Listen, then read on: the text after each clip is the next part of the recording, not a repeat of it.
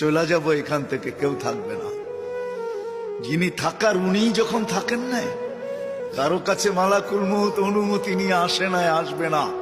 শুধু একজন মুহাম্মদুর রাসূলুল্লাহ সাল্লাল্লাহু আলাইহি ওয়াসাল্লামের কাছে মালাকুল মউত যখন আসছেন, তো আল্লাহ বলছে বন্ধুর কাছে অনুমতি নিয়ে ঢুকবে। অনুমতি দিলে ঢুকবে, নাইলে ফিরে আসবে।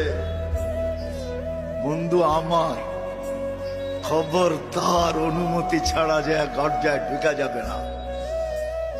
আমাদের কারো কাছে অনুমতি নিয়ে আসবে না, ওনার কাছে অনুমতি নিয়ে গেছেন।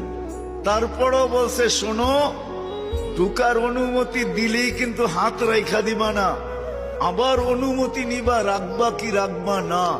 বন্ধু যদি হা বলে তো রাইখো, যদি না বলে তো চলে আইসো। না বন্ধু আমার। কার বন্ধু? কার বন্ধু? হাবিবুল্লাহ।